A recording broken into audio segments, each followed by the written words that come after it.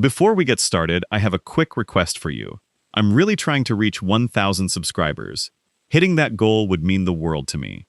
If you could hit that subscribe button, that single click gives me huge motivation to keep making videos for you. Thank you so much from the bottom of my heart. The coffee was coming before it arrived. James Carter saw Carol Bennett's hand move, saw the slight tilt of her wrist, saw the decision in her eyes a half second before the hot liquid hit his hand. He let it happen because he needed it on the recording. "I'm so sorry," Carol said. "Not sorry at all, but this seat has been reassigned. You'll need to move to 14C. James looked at his hand, picked up a napkin from the tray, blotted slowly, deliberately. The way you do, when you want every second captured clearly. Then he looked up at Carol. "You just spilled hot coffee on me." "It was an accident. Now, if you could please gather your things. This is my seat, 2A. I booked it 6 weeks ago." Carol glanced at the man standing in the aisle behind her. Frank Howell, white, mid-50s. The posture of someone who had been told the problem was already handled. She looked back at James. "Sir, people like you don't usually sit up here." Her voice dropped. Not quieter, more pointed. "I'm going to need you to move. People like you." 3 words, hanging in the first-class cabin like smoke that wouldn't clear. James didn't stand up. Didn't raise his voice. Didn't do a single thing Carol was counting on him to do. What Carol didn't know, what nobody on that plane knew, was that James Carter had been watching her for 18 months. Not this flight specifically, all of them. He had case files on 17 Trans-Am passengers. All black, all first class, all removed or relocated under circumstances that followed the same pattern. 6 of those incidents traced back to the same senior crew member, Carol Bennett. 17 incidents. 14 had chosen to come forward as plaintiffs. Flight 412 from Atlanta to New York wasn't random. James had booked this seat on this flight specifically because he knew she would be working it. The recording device in his jacket pocket had been running since the gate. He needed her to keep talking at the back of the first-class cabin. Renee had been watching since boarding. 14 months with Trans-Am. 14 months of watching Carol work. The quick assessment when a certain type of passenger walked into first class. The decision made in 2 seconds. The quiet, efficient machinery of it. Renee had tried to say something once. 8 months in, to another senior crew member she trusted. That crew member had gone straight to Carol. The next month, Renee found herself scheduled for the worst routes, the earliest departures, the longest turnarounds. She had learned what speaking cost, so she started writing instead. The notebook in her uniform pocket was small, the kind you could buy at any drugstore. She had filled 2/3 of it. Dates, flight numbers, passenger descriptions, seat assignments before and after. What was said, what wasn't said but was understood. 23 entries, 14 months. She had never shown it to anyone. She watched Carol tip the coffee cup. Now watched it hit James's hand. Watched Carol set it back down without blinking and felt the notebook pressing against her ribs. Patricia was in seat 3B, family law attorney from Philadelphia. Magazine down the moment Carol said, "People like you." Phone out. Recording. Carol saw it. "Ma'am, recording on this aircraft is completely legal under federal aviation regulations," Patricia said. She didn't look up. Continue. Frank Howell settled into 2B, his actual assigned seat, and pulled out his phone. His thumb moved fast, confirming something already arranged. James watched from the corner of his eye. His recorder caught every sound in the cabin. Carol leaned toward Frank. Low, but not low enough. "Don't worry, this happens sometimes. We'll get it sorted." James heard it. He had heard variations of that sentence in 6 separate depositions. Different flights, same crew member, same tone. "Sir," Carol said, turning back to James, "you are holding up this flight. Every passenger on this plane is waiting because of you." "I'm sitting in my seat," James said. "You're the one holding up the flight." Carol pressed her radio. "Security to first class." Passenger refusing to comply. Renee closed her eyes, felt the notebook against her ribs. Not yet, officer." Grant came through the boarding door 2 minutes later, broad-shouldered, measured, the particular calm of someone who had talked people down from situations they couldn't see clearly. He scanned the cabin, started toward Carol, then saw James, stopped. "Mr. Carter." The cabin went quiet. "Officer Grant," James said. Grant straightened, the involuntary posture of recognition. "You represented my sister's housing discrimination case 4 years ago." "Pro bono, I remember.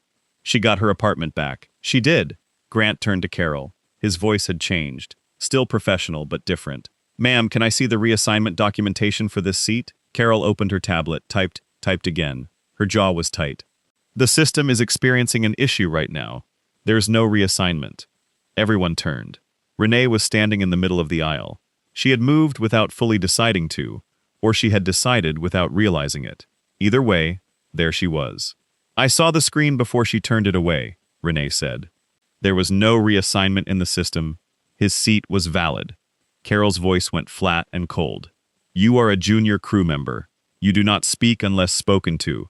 You're done on this flight. I'll have you written up before we land." The cockpit door opened. Captain Morrison had heard the radio call. He stood in the doorway now, taking in the scene. "Ms. Bennett." His voice was quiet, but it filled the cabin. "You do not have the authority to terminate crew members. That decision is not yours to make." Carol turned. Saw Morrison, said nothing. Morrison looked at Renee. "Continue." Renee reached into her uniform pocket, took out the notebook, placed it on the nearest seat tray. Open, face up. 14 months of handwriting visible. "This isn't the first time, Captain." She was looking at Morrison now, not at Carol, not at the floor, at the person who could actually do something. "I've documented every time Miss Bennett removed a black passenger from first class in the 14 months I've been on this crew. Dates, flight numbers, seat assignments before and after." Her voice was steady. The shaking had stopped somewhere between the back of the cabin and where she was standing now. "I tried to report it once, 8 months in. The person I told went straight to Miss Bennett. The next month, I had the worst schedule on the roster." She paused. "I should have found another way. I know that.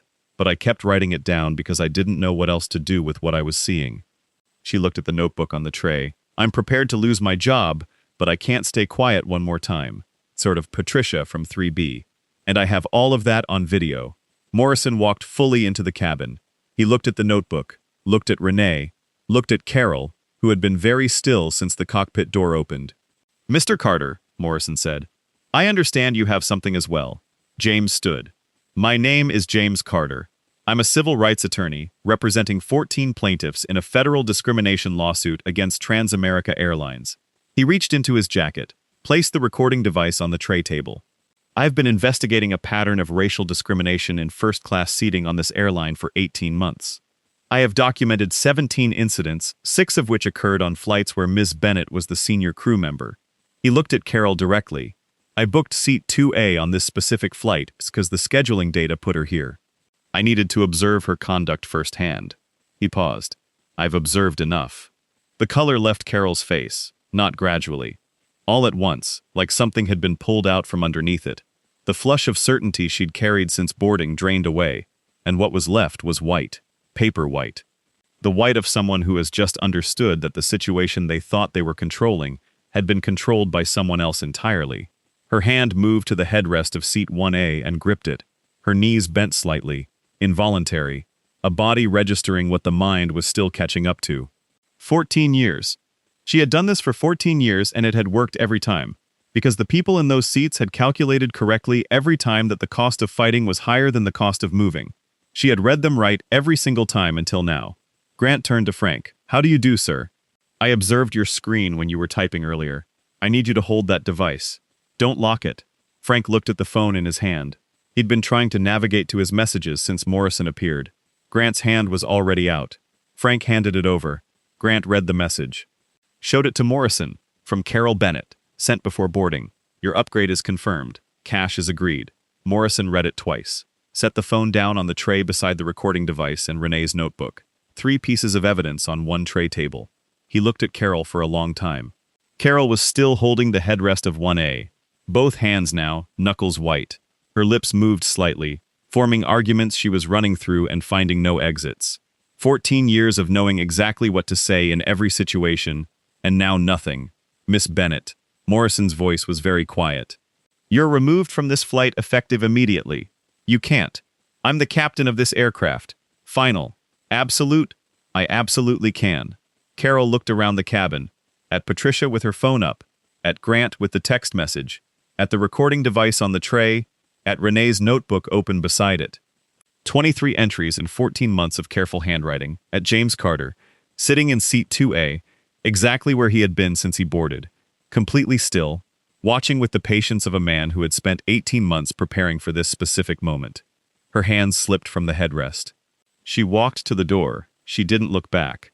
Frank Howell stood up slowly, didn't look at anyone either, just picked up his bag and followed Grant off the plane. Morrison looked at James. "Mr. Carter, on behalf of this crew, I apologize for what happened on this aircraft today." "Don't apologize to me," James said. "I have 14 clients who've been waiting 18 months for that apology. They deserve it more than I do." And he looked at the notebook still open on the tray. "There are 17 passengers in my files. 14 came forward. 3 didn't. Maybe they will now." He looked at Renee. She was standing in the aisle with her hands at her sides. Still. The shaking had stopped completely. "You kept this for 14 months, James said. "Yes." "Alone?" "Yes." "Can I have a copy?" Renee picked up the notebook, held it out. "You can have the original. I photographed every page." James took it, held it carefully, the way you hold something that has been carried a long time and is finally going somewhere. "This goes in the filing," he said. "Your name goes in as a witness, not a defendant, not a suspect. A witness." Renee nodded once. The plane began to move. The federal complaint was filed in New York 11 days later. Exhibit 15, the recording from Flight 42. Exhibit 16, the text message from Carol Bennett to Frank Howell. Exhibit 17, Renee's notebook. 23 incidents, 14 months. Names, dates, seat numbers before and after Carol Bennett was terminated that afternoon. FAA investigation opened within the week.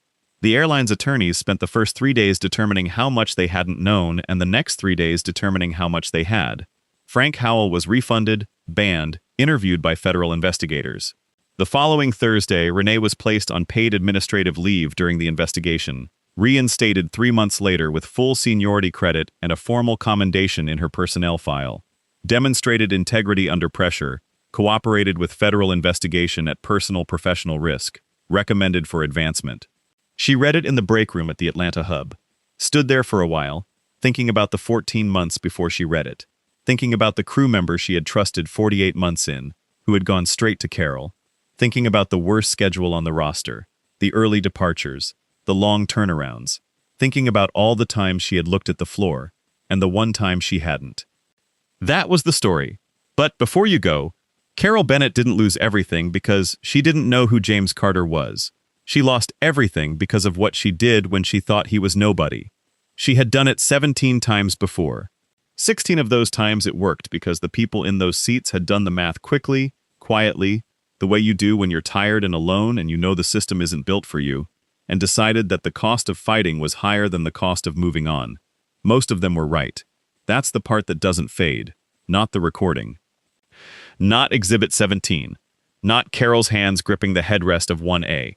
The 16 times before this one, the people who moved. Now, think about Renee. 8 months in, she tried to report it. It cost her.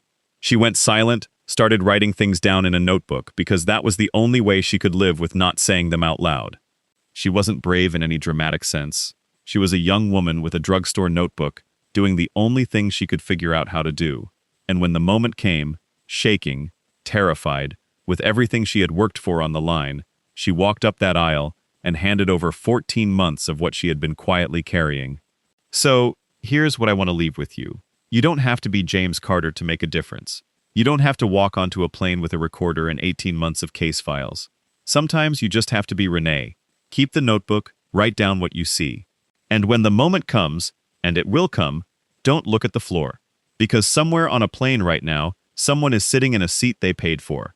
And the only thing standing between them and the door is whether the person watching decides to step forward or look away.